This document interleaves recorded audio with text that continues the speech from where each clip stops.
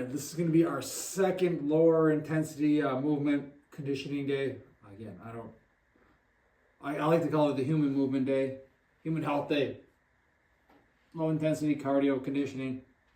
But today we are going to start with our 5 minutes of hops. We're going to throw in a lot of different variations today, bouncing, just regular bouncing to get down low, and some deep tier bouncing, kind of bouncing different directions too. Just get the ankles, get the feet all ready to go. Actually, I think we're actually going to start with the row. I haven't done them in a while, though, the PVC walks. I think we'll start those feet. Been taking a beating, especially in season, playing on turf, in cleats. We get a bunch together. So we'll do some PVC walks first. Then we'll do our bounces. Then we're going to do our animal crawl, just animal movement, just different weird movement conditioning. 20 minutes of that. We'll do our tumbling and rolling. And then we're going to swap out instead of the rings. I think we're going to go to the park, play on monkey bars, be a kid. It's finally nice enough to get outside and do those. So I'll be doing that a lot this summer. Monkey bars, I think it's one of the best shoulder training tools you can do or have or use, whatever the phrasing is. I can't talk today, but get out on the monkey bars. Just go back and forth. Again, if you're tall enough, like most of them are built for kids, so even a short, vertically challenged person can touch the ground. So just bend your knees and get up on them. But do different. So we basically do the same thing, but we can actually climb across them. We'll do our skin the cats. We'll do hangs, just different variations. There's like a fatter side too, so we can go on the fatter bar. So just different ways to play and move your body, and hanging, monkey bars, rings. So we'll swap the rings out and do the monkey bars today, I think. And we'll do some arms. So hit the arms, hit the upper back. I'll probably pump out some push-ups, do some other just basic movements as well. Hit the shoulders, spine, hips, and knees will be good there. So again, just get a lot of quality movement, a variety of movement in today. Again, you stick to the basics. That's one thing. Yes, the basics are sprinting, jumping, lifting. When it comes to lifting, your movement patterns, your squat, your hinge, your lunge, your pushes, your pulls. We do all that. I do all that stuff. We do all that stuff in Everlasting Athlete in all my coaching. But we also want to hit a variety of movements, because I think whether you're a young kid or an old fart, you need variety. Variety helps. It gets your body prepared. It just gives you, so you're not just getting overuse injuries. And variety could be different movements, but it could just be different variations in those movements. Whether it's a back squat, a front squat, a goblet squat, a belt squat, a single leg squat, whatever it may be. Like, there's so many different variations. And do you need to stick to doing the same things over and over and over again? If you like that, you like that. If that works for you, it works for you. I'm someone who gets bored fairly easy and like to change it up, whether that's, again, training or whether that's nutrition. I eat a lot of the same stuff, but changing up variety there could be adding in different spices, adding in different seasonings, adding in a different vegetable, adding in a different type of potato, whatever it may be. Again, adding little pieces of variety can definitely help keep training more engaged, keep nutrition more engaged, keep you more focused in figuring out what you can do and letting the body solve different problems. Because if you just do the same thing over and over again, you're going to get good at it. And that's not necessarily a bad thing, but it's not necessarily great either. It's not necessarily improving, because I think adding new variety, adding new problems gives you new challenges to solve and helps you become a better problem solver. Too often nowadays, we're making people just robots. We're making them into AI, where they just do this, rather than let them solve the problems and be creators on their own, where they can figure things out on their own. And they have to, like, I had kids the other day at the high school come in, a couple of 8th graders, wondering, we do like a banded broad jump.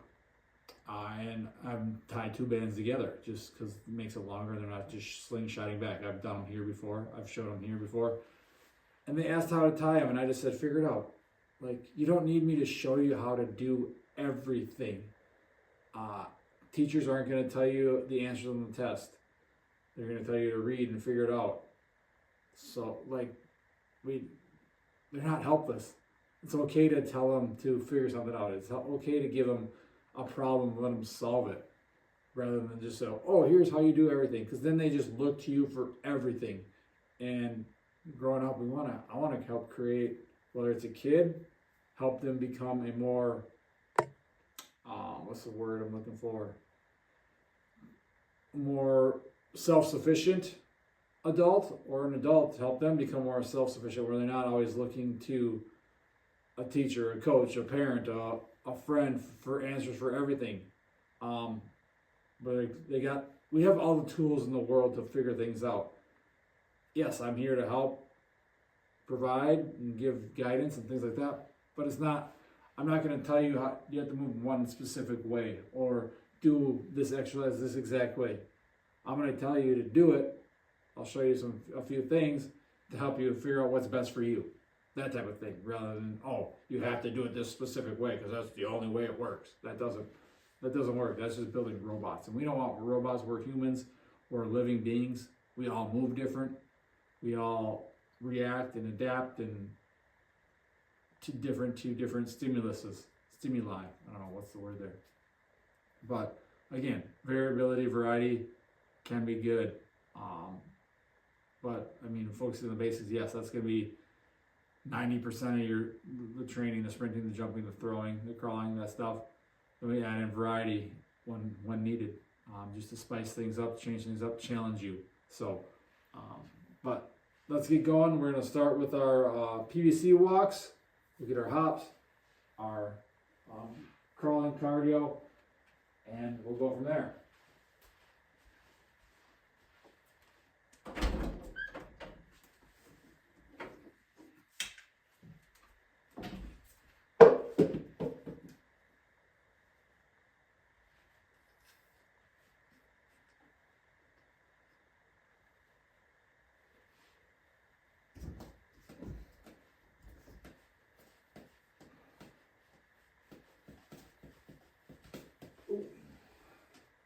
Haven't done these in a while.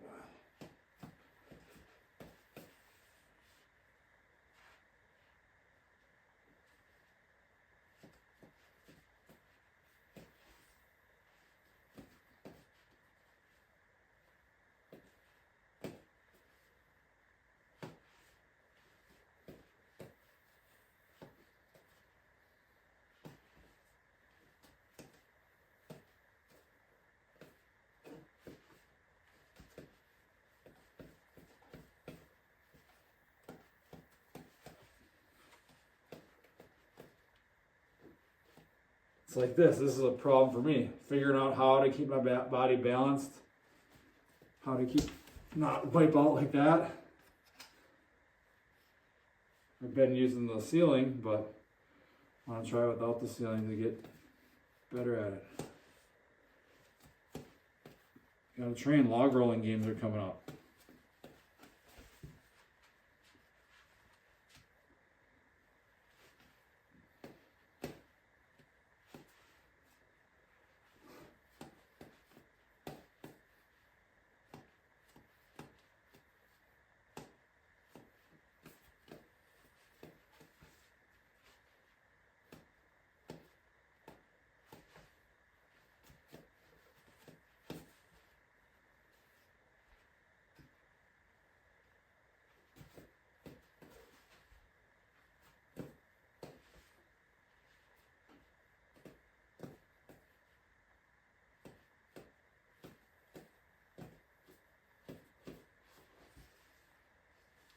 I suck at these. Just to think, you see those log rollers battling one-on-one, and the one's going forward, one's going backwards, and then those people are crazy. Like, I suck at these, but again, do things you suck at. You get better at them.